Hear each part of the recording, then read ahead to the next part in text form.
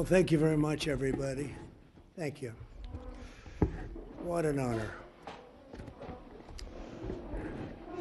Well, this is a very special occasion, and it is indeed my honor to welcome to the White House a great friend and a man of leadership, vision, courage, and strength, His Royal Highness Crown Prince Mohammed bin Salman of the Kingdom of Saudi Arabia.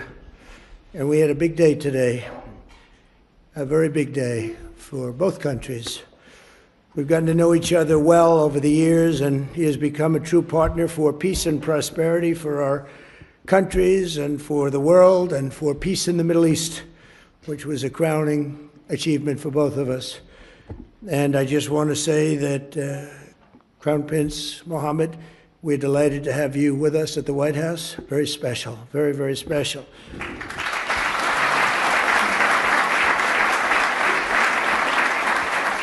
I'd like to also express my gratitude to our wonderful First Lady for organizing this beautiful evening. She worked hard on it. Thank you very much, Melania. Thank you.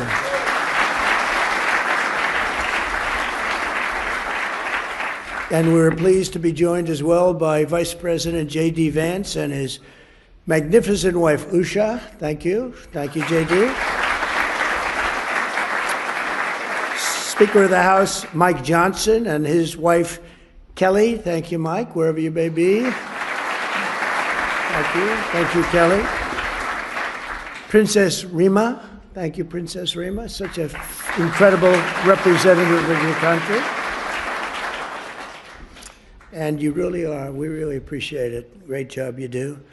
And members of the Saudi delegation, we want to thank you very much for being with us. We spent a lot of time with you today in the cabinet. You're extremely good negotiators, that I can tell you.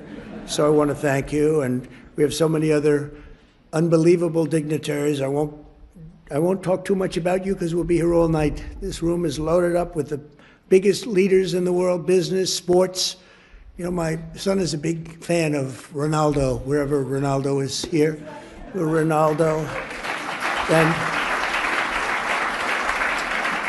And Barron got to meet him, and I think he respects his father a little bit more now, just the fact that I introduced you. So I just want to thank you both for being here. Thank you very much. Really an honor. But I want to thank everybody because you have the biggest business leaders in the world. You have the biggest leaders politically anywhere in the world. And I think it's a group that maybe to this extent has never come together quite like this. I only wish we had about 2,000 more seats. We would have filled every one of them 2 times over. But very soon you'll be having that, and we'll have to do another one in about 2 years from now. But we really do. We appreciate it very much. It's a special privilege to welcome His Royal Highness to Washington this year as we mark the 80th anniversary of the first meeting between U.S. President and a Saudi king. 8 decades ago in 1945, President Franklin Delano Roosevelt met with the Crown Prince's own grandfather, the founder of the Saudi Arabian incredible country, and that was King Abdul Aziz on the deck of the U.S. Navy cruiser, and a beautiful one at that. It has become known for that meeting all over the world. The two became immediate and warm friends, and in fact, when we were walking down the Presidential Walk of Fame today, I said, so which one, other than Trump, of course, because Trump absolutely is number one in this category, meaning friend to Saudi Arabia. I said, which is the greatest of the president's friends of Saudi Arabia? And I think you said, very truly, Franklin Delano Roosevelt. Now, he's a Democrat, so I don't know.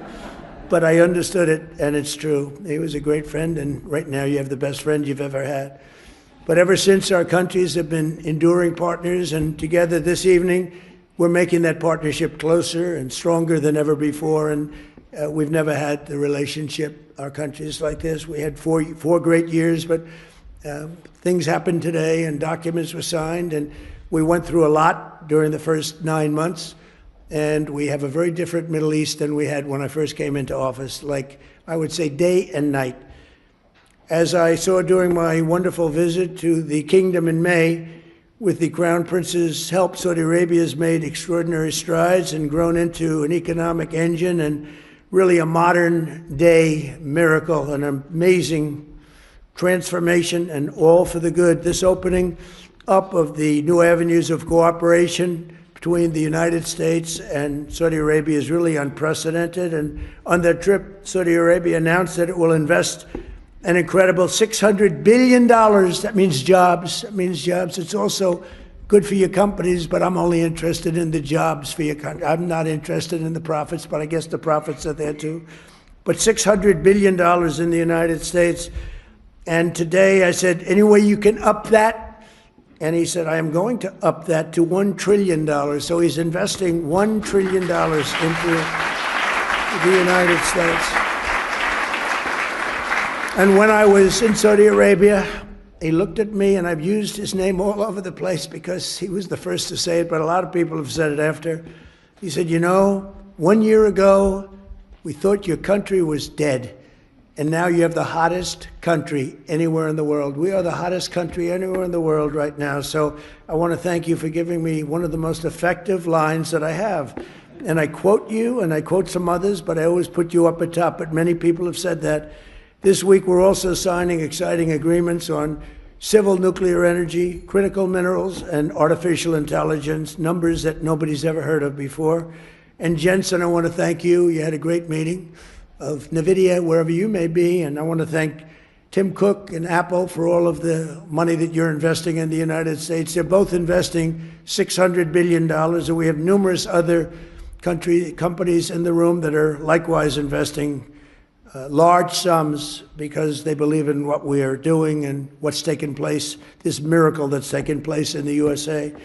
Together, these will come together. We're going to have support the many thousands of American jobs that have been created and help solidify the USA and the world leader. We're really now, by far, the world leader in technology, and nobody even questions it. Advanced manufacturing and other vital industries. They were saying 2-3 years ago, when the country was really losing business, not gaining business, that we'll never be manufacturers again, we'll never be doing any of these businesses again, that are coming back to us in record numbers. AI plants, but maybe even most importantly, in a sense, the auto plants. They're all pouring back into the United States. And I have to say, because of tariffs, I'll also say because of November 5th, the election.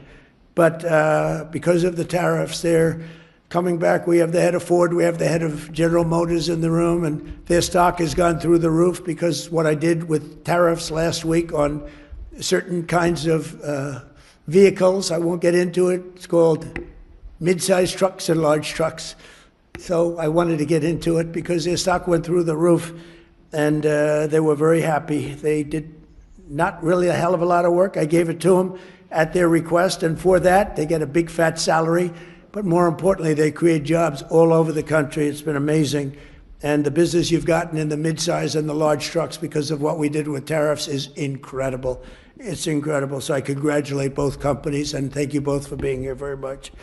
And as we announced in May, Saudi Arabia is also making an enormous commitment to building up its own defense capabilities with the largest arms purchase in history, nearly $142 billion worth of American military equipment and services. And as I've said many times, and we've demonstrated just a short while ago, but quite a bit.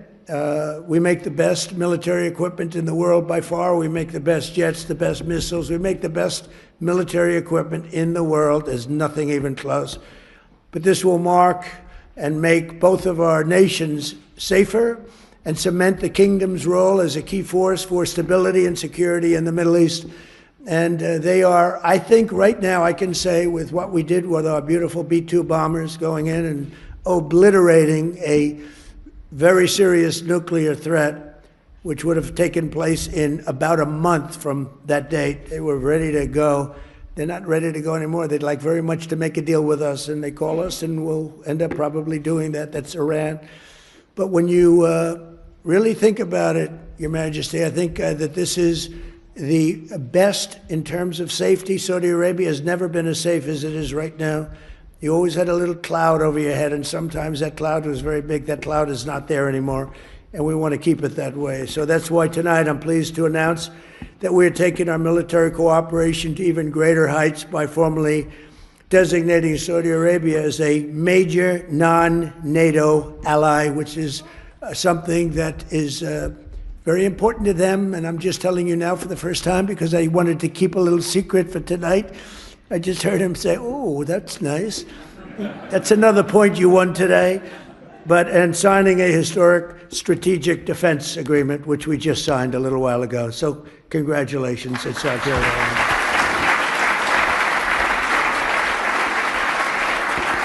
A stronger and more capable alliance will advance the interests of both countries, and it will serve the highest interest of peace, and we all share in peace, and we've never had and been so close to truly everlasting peace in the Middle East. All my life I've heard, oh, peace in the Middle East, but it'll never happen. We did it.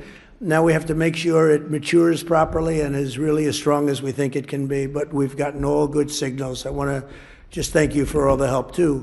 I want to thank the Crown Prince for the role he played in the transformational peace deal that was achieved last month, and so many of the other things that happened to end the war in Gaza. Gaza, while it looks a little bit messy, it has for many, many years, I will tell you, many decades, but it's getting very close to being perfected, and people are shocked. And even the great experts that have gone around criticizing badly every country and every president and everything, they're all saying that what's taking place in the Middle East is a miracle. They're just calling it a miracle, and we're going to make it a miracle, and we're very close to doing that. But as you know, all of the living hostages were returned to their families. We got all 20 out of 20. And likewise, this sounds terrible, but the parents of the dead people, young men, mostly young men, almost all young men, they wanted those bodies back as much as the parents of the living. The parents of the living would do anything to get their boy back, and they got him back. And the parents of the dead wanted them just as much. It almost seemed as though they wanted them more. And today, through the efforts of Steve Witkoff and Jared Kushner and Marco Rubio and everybody worked together. We worked so hard together. 2 more bodies were brought back, and we're up to almost the full count. I think we're too short right now, and a lot of work has been done by Hamas, and a lot of people said they wouldn't be doing that, but they did do it. And the bodies have been delivered to the families, to the mothers, to the fathers, and at least they can be in peace. It's amazing. It was a miserable period of time. We have 2 more to go, and I think we'll be getting them also. Not easy. That was not easy, not an easy situation. I've met with many of those parents, and what a time they've had. But we also want to thank all of the people living in Gaza, the residents of Gaza, and they've, as you know, begun to move back to their homes, and a lot more safety. They said today a lot more safety than they've ever had before. It was a rough neighborhood, to put it mildly, and a lot of progress has been made with respect to Gaza and just about everything else we touch.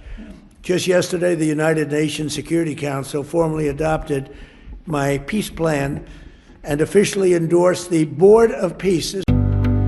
Live from the beating heart of Africa to every corner of the world, this is Noble Black News, where bold stories rise, fearless voices speak, and the truth cannot be silenced.